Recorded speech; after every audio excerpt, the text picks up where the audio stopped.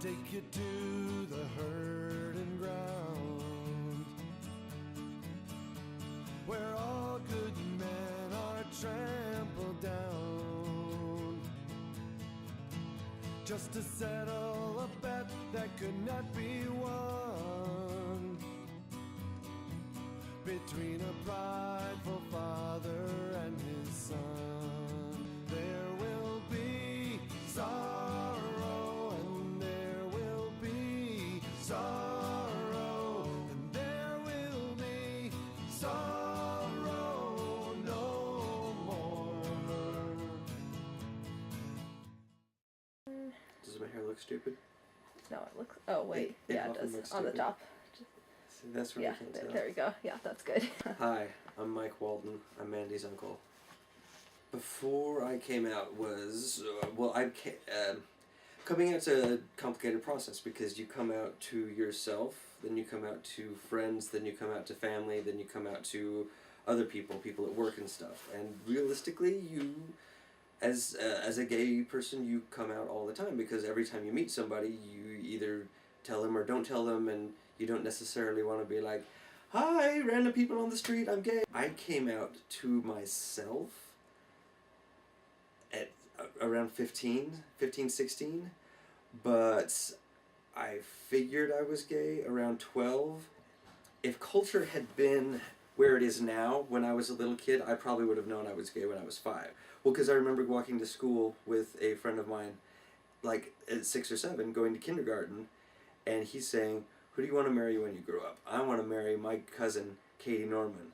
And I'm thinking, that's weird that you want to marry your cousin, but even weirder, I want to marry you. Along with being gay, Michael grew up in a Mormon family. For many people in Michael's situation, it can be very hard to come out to their families because they will not be accepted. The main stereotype in the Mormon religion is that all Mormons hate gay people. Fortunately, in Michael's family, this statement is not true. Have you got it running? Yeah. Oh, okay. Well, I'm Gary Walton. I'm Mike's father. And I'm Mary Walton. I'm Mike's mother. Well, I think all of our kids are different people, you know, and that's just one factor. It certainly didn't make us love him any less. We just thought, oh, how are we going to help this kid? What are we going to do? I was ready. Can one of you or both of you kind of explain how the church feels about homosexual relationships and marriage? The church is opposed to same-sex marriage. They said things that made people who had same-sex attraction and didn't even act on it, as if they were terribly sinful, horrible people. The assumption always was that they were choosing this as a lifestyle and so forth. There's a good deal of evidence that homosexuality is not a chosen lifestyle, and the church is aware of that, and so they've backed away from that stand, and their policy now is basically that as long as you don't act on those impulses, then you're perfectly fine. I didn't really come out to Grandma and Grandpa until I was like 17, 18. And Grandma basically drugged me out, like, I found this and this and this! You're gay, aren't you? And I was like, yeah, whatever. And they took me to a therapist who was supposed to fix me. Even if you have a feeling like being gay might not be good, because it's hard, because people judge you, and it's harder to find people to date, and AIDS was scary. Even when you have these reasons to think that you should try to change, when you look at the evidence that there's people who try really, really, really hard to change and it doesn't work, and they just are unhappy because of it. When Grandma and Grandpa took me to this guy, I think I saw him 3 times, maybe 4, and he was like, yeah, this isn't going to work because he doesn't want to change and he doesn't see a need to change. So I kind of had an idea that being gay was okay, and that trying to change it was not likely to work and was likely to be a very unpleasant experience.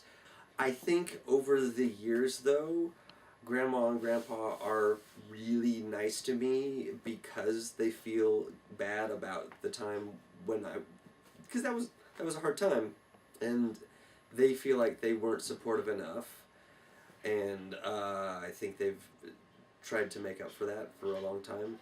So. Do you feel like they have? Yeah, for sure. So they have all these different groups that march in the Gay Pride Parade. The largest group was Mormons Building Bridges, and they were the first group to march. So Mike is pushing Gary in his wheelchair, and I'm walking alongside. And you know, you look at parades and people are just kind of blasé about them, and not much reaction. Everybody who's lining the streets for this parade is applauding. They're applauding us walking along and cheering for us and coming up and thanking us. I cannot tell you. High fives. I can't tell you how emotional that was. How affirmative that it was. I was so glad. I was so glad that we were part of that. There's a wonderful newspaper article with them on the front page. In color? In color. Yeah, there it is. There's someone high-fiving me. There were a lot of people on the sides who were teary-eyed. And, Yeah. you know, they were just saying, thank you. As we were. Yeah. There will be sorrow, and there will be sorrow, and there will be sorrow no more. I'm Brian, and I'm 14 years old, and I go to Highland. Most Mormons believe that being gay is wrong and that it's a decision. So my uncle, he came out as being gay. He grew up in a Christian family, and because of that, he's not close anymore to my grandma and grandpa. So, and that was really detrimental to him. It's against their religion, and that's basically what their whole lives are made of. I think that there is a lot of hate that religion brings that is completely uncalled for. I don't agree with the church's stand on this. I thought Proposition 8 was a big mistake. I wish they hadn't done that. I don't think they have the right to say, this is what the definition of marriage is for everybody. That's my own opinion. The church has a perfect right to define marriage for itself and for its members. But I see no reason to object to people who wanting to establish a family. How can you look at those photos of those people who are so happy and so excited and not feel good about that? My experience as a high school teacher was that gay kids were the minority that anybody could trash and not worry about being challenged. I was convinced that gay kids really did need support that they often didn't find at home because they were either afraid to come out to their parents, or when they did, parents all but kicked them out of the house. In some cases they actually did.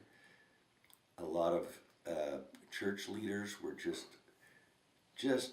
getting to the point where they even knew what was happening. They were not equipped to be good counselors and support to these kids.